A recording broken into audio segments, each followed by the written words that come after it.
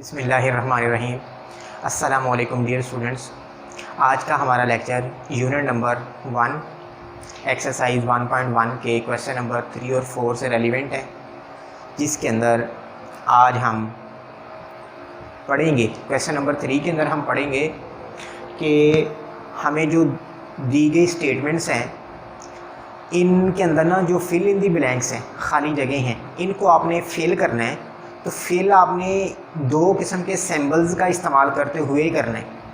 वो दोनों सिंबल्स में देखिए स्टूडेंट्स, ये पहला एलिमेंट का साइन और नेक्स्ट अगेन एलिमेंट का साइन लगा के उसको ना कट किया हुआ है, इसे पढ़ेंगे नॉट एलिमेंट का साइन। तो स्टूडेंट्स हमने ये जो दी गई तमाम फिल इन दी ब्लैंक्स हैं इनको इन्हीं दोनों साइंस की मदद से सॉल्व करना है। तो हमने जब ये फिल इन दी ब्लैंक्स के अंदर पुट करनी है तो हमने किस चीज़ को मद्देनज़र रखना है, ये हमने आज समझना है।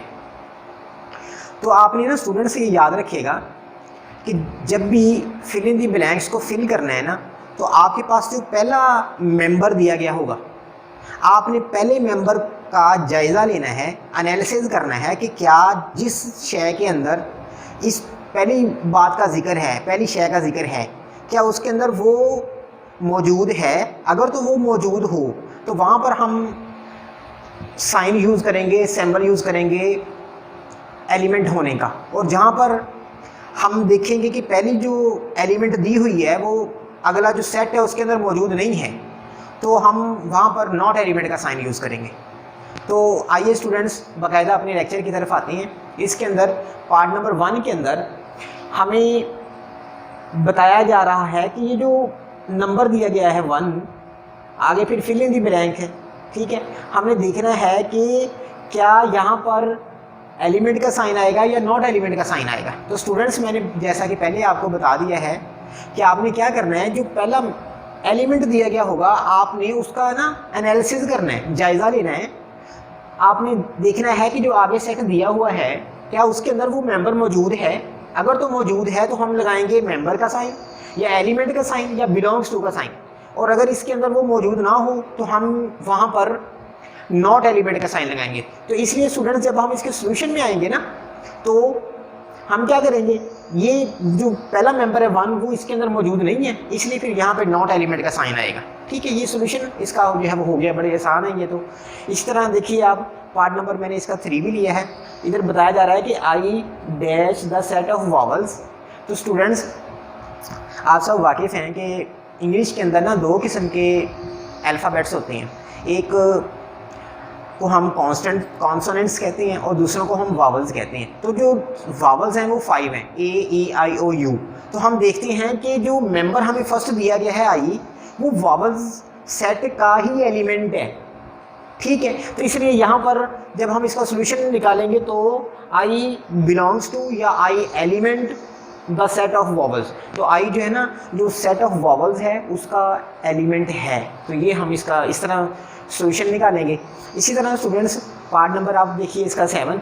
तो पार्ट नंबर 7 के अंदर बताया जा रहा है कि goalkeeper dash the set of cricket team. हमने देखना है कि आया कि जो फर्स्ट मेंबर हमें दिया जा रहा है क्या वो एलिमेंट है या नहीं है सेकंड सेट का, ठीक है। तो स्टूडेंट्स आप ज़रा गौर कीजिए कि यहाँ पे हमें जो फर्स्ट में जिस एलिमेंट की तरफ इशारा कराया जा रहा है ना, ये गोलकीपर है।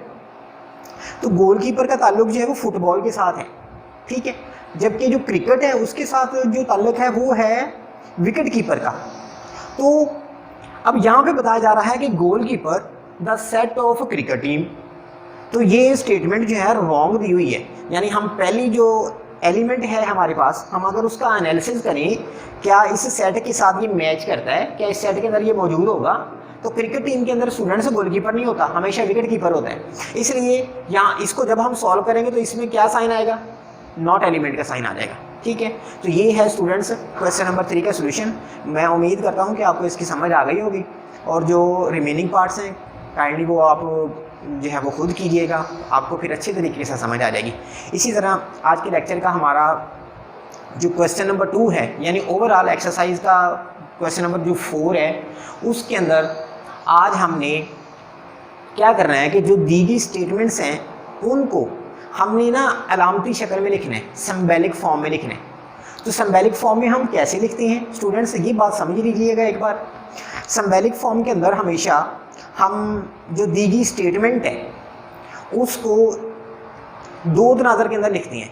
एक तो जब किसी स्टेटमेंट के अंदर बिलोंग्स टू का जिक्र आ जाए, एलिमेंट का जिक्र आ जाए, मेंबर का जिक्र आ जाए, एंट्री का जिक्र आ जाए, स्टेटमेंट के अंदर जो बयानिया होगा, तो उसको आप हमेशा एलिमेंट के साइन के साथ यूज़ करते हुए लिखेंगे। और अगर किसी भी स्टेटमेंट के अंदर नॉट एलिमेंट का, नॉट मेंबर का, नॉट बिलोंग्स टू का या नॉट एंट्री का जो है वो जिक्र आ जाए, तो आप वहाँ पर जो सैम्बल यूज़ होगा वो नॉट एलिमेंट का दरमियान में लगाएंगे। ठीक है जी।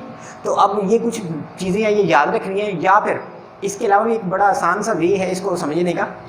वो वे ये है स्टूडेंट्स, आपने देखना है कि जो स्टेटमेंट हमें दी गई है, ठीक है, अगर तो उसके अंदर जो स्टेटमेंट है, स्टेटमेंट के अंदर हमें देखना है कि अगर तो स्टेटमेंट के अंदर ऐसा बयानिया है कि उसमें वो नॉट का जिक्र नहीं करता या बिलोंग्स टू का जिक्र नहीं करता, ठीक है, मेंबर नॉट होने का जिक्र नहीं करता, तो हम फिर वहाँ पर मेंबर का साइन लगाएंगे। और जहाँ पर वो नॉट का यूज़ कर देगा वहाँ पर हम नॉट एलिमेंट का साइन या नॉट मेंबर या नॉट बिलोंग्स टू उसका साइन यूज़ करेंगे। तो अब आइए स्टूडेंट्स देखिए, हमारे पास जो क्वेश्चन नंबर 4 का पार्ट नंबर 1 है उसके अंदर O is an element of set W। तो बताया जा रहा है कि जो जीरो है या O पढ़ने से, जीरो पढ़ने में से जीरो ज़्यादा बेहतर है।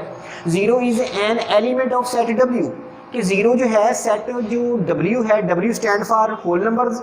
तो होल नंबर्स हम स्टूडेंट्स जानते हैं कि वो हमेशा जीरो से स्टार्ट होते हैं, 1 2 3 5 and up to so on, फिर आगे ये चलते रहते हैं। तो इसलिए जो ज़ीरो है ये W का जो है क्या है, ये एलिमेंट है। या फिर एक बात ये, या दूसरी बात ये कि यहाँ पर बताया जा रहा है कि इज़ एन एलिमेंट, तो आपने क्या कहना है, जीरो और जिस सेट का जिक्र होगा उसके दरमियान, ठीक है, जिस साइन का बताया जा रहा हो आपने वो साइन यूज़ कर देना, वो सैम्बल यूज़ कर देना।